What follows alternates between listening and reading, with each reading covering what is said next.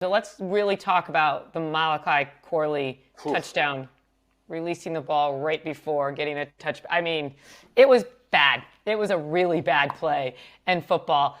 Listen, Robert Saleh made it perfectly clear. He was on record saying, Mike, the guys aren't doing push-ups. Like, we will deal with discipline in a different way. Obviously, Jeff Ulbrich is kind of, like you just said, kind of a player's coach. If you guys were NFL coaches, dear God, I hope this will never be true. Sorry, you two.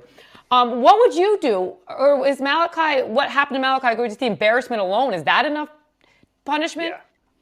I think it is. I mean, honestly, that guy is he's gonna be a meme. Like, honestly, Jenny, when it happened, the first thing that came to my mind was, oh, it's the Deshaun Jackson play. So Deshaun Jackson had a wildly successful career. He made so many plays throughout his career that were ridiculous. The walk-off touchdown against the Giants, you think that would be the first thing that comes to your mind. But for me, the first thing was, oh yeah, Deshaun Jackson did that. He threw the ball before the goal line, right? Like, so it's going to be something that follows him throughout his career. And I think that for such a young guy who played kind of low-level college ball, still trying to find his way, really has struggled to even get on the field. For him to finally get his opportunity, have all of us during that play and immediately after, before we realized he dropped the ball, being like, who the hell is that? Right? Maybe it's because he's wearing number 14 now, but like all of us thought the same thing. Like, dude, that dude is fast. Put the ball in his hands. Like, get that guy the ball in space. Like, he is a freaking like just car racing down the field. It was absurd.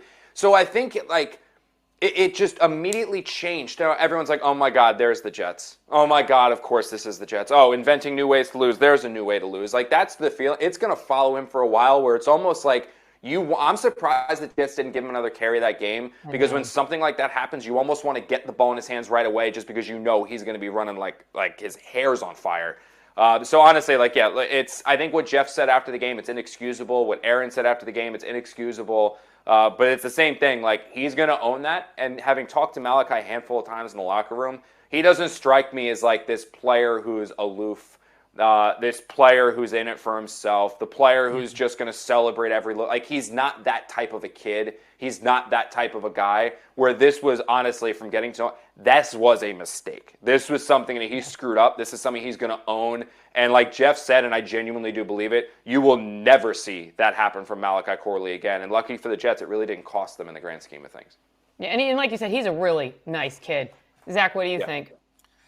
Yeah, in the moment, like, my immediate tweet, like, which didn't age very well, was like, maybe they should have been giving Malachi Corley the ball more often based on this play. And then immediately you see the replay where he dropped the ball at the goal line. But, ultimately, it's a unique case. Like, if this was a veteran, then you bench him, or if it's somebody that's not that important, you cut him.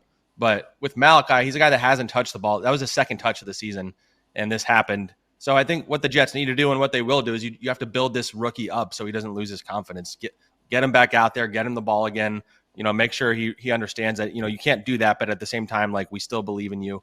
And, I think they drafted him in the third round because they believe in his talent. They were trying to trade up to get him in the second round. Aaron Rodgers wanted him, and they haven't played him almost at all, which, to the chagrin of a lot of fans. But this is something that it's going to be all anybody remembers him for until he makes his next big play. And so I think you feed this guy the ball because he's a playmaker ultimately, and you hope to build his confidence back up, because that's, for a rookie, a guy that hasn't touched the ball, hasn't played much, a guy who's going to be on this team for 4 years at the least. Like, you don't want this to be the thing that he just is in the back of his head every time he touches the ball, every time he's getting near the end zone, all that kind of stuff. Yeah. And again, the thing I want to hammer down too is, sorry. And I do too. I think he's going to be a playmaker. But again, if you would have asked me, every player in this roster, who do I think would have made that mistake? Malachi Corley would have been so low on the... Again, I want to stress to fans, because they haven't had a chance to listen to him speak too often, because he really hasn't been playing. They haven't seen him on the field too often. He really didn't do too much in the preseason. He's very much a developmental project, other than his name and knowing that Aaron Rodgers wanted him. This is not the kid who does this. Like, Ardarius Stewart, when he played with the Jets, he's a player I could see doing this. Like, there are some players that you come in contact with where you're like, that's it. Mario Manningham's another one. I know he made a tremendous catch in the Super Bowl. He was one of those guys that kind of tended to be a little bit aloof that I've covered. I was like, I could absolutely see him making a mistake like this.